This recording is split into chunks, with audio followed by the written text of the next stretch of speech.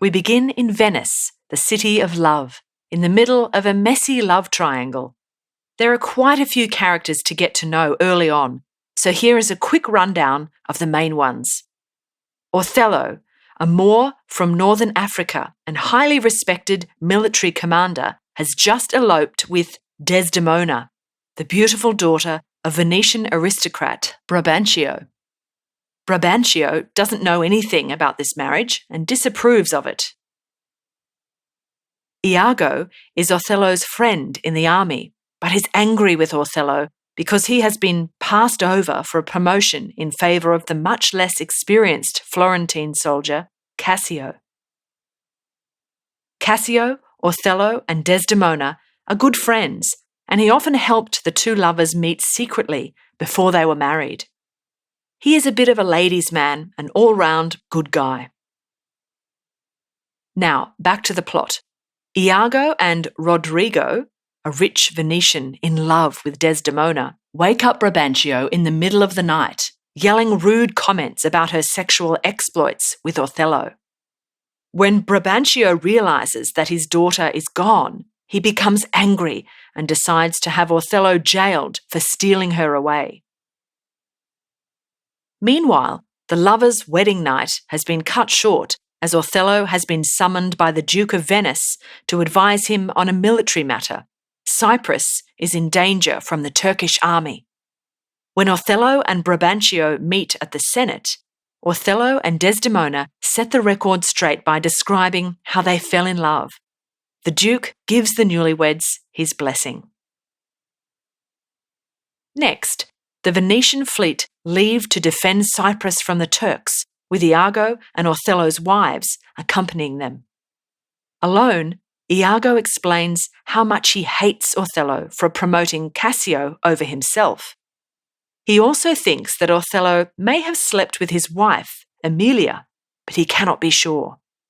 Either way, he's consumed with jealousy and rage, detailing an evil plot to ruin Othello. When we reach Cyprus, it is to the happy news that the Turkish fleet has been destroyed in a violent storm, and the troops celebrate. Iago begins to enact his plan, convincing Cassio to drink while he is on duty, a big no-no in the army. He orchestrates a fight that ruins Cassio's reputation and sees him fired from his post. Iago celebrates. The next part is pretty tricky, so watch closely. Iago tells Cassio that he should ask Desdemona to help him return to Othello's good books. Cassio agrees that this is a good idea, unaware that Othello has begun to see his contact with Desdemona as growing proof of an affair. Iago drops hints to Othello that ladies' man Cassio and Desdemona seem very close and may be having an affair. At first, Othello has complete faith in his wife and dismisses Iago's suggestions. But he becomes increasingly upset by this idea and becomes physically ill. Desdemona soothes his headache with the strawberry-embroidered handkerchief that was a token of Othello's love.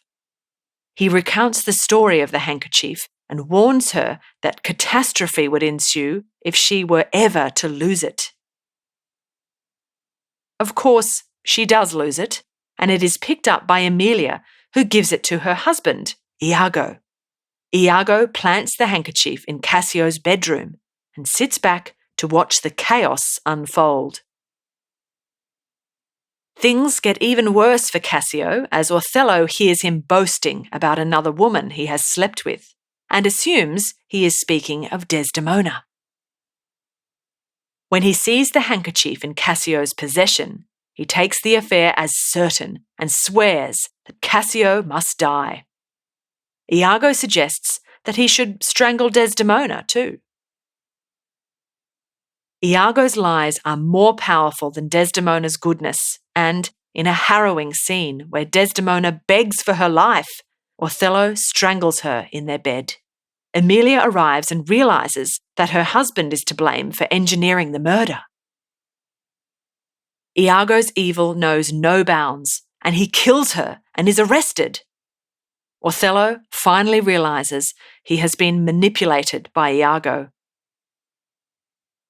Realizing the innocence of his wife, Othello commits suicide. Nobody gets a happy ending in this play.